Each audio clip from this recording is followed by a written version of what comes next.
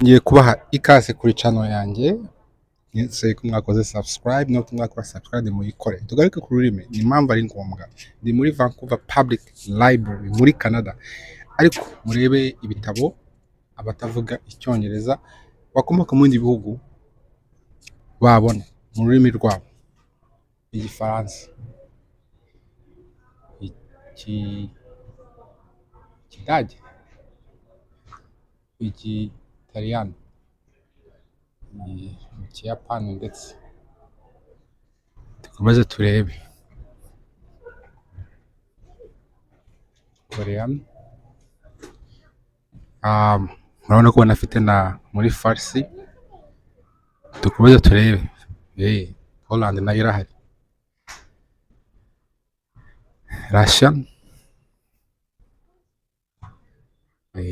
Spanish na Tagalog. Murabona ko rero ururimi ni ikintu cyangombwa cyane kandi gikomeye. Ikintu kibabaje nuko muri izi ndimi zose nta rurimi n'umwe ruba muri Afurika nk'igiswahili. Igiswahili kivuga n'abantu benshi banaba hano.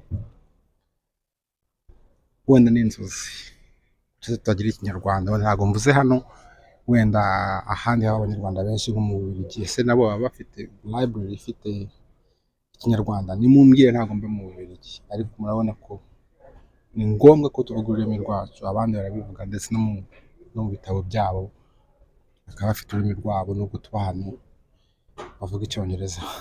Tagalog ni muri Philippines, ubwo twanabara tukumva abavuga izi ndimi zose baba hano, ndumva bamwe ntabwo ari benshi. Abayapani ntabwo baturusha ubwinshi muri Canada niba ntibeshye.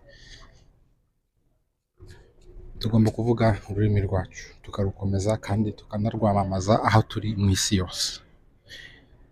Mukore subscribe, murakoze.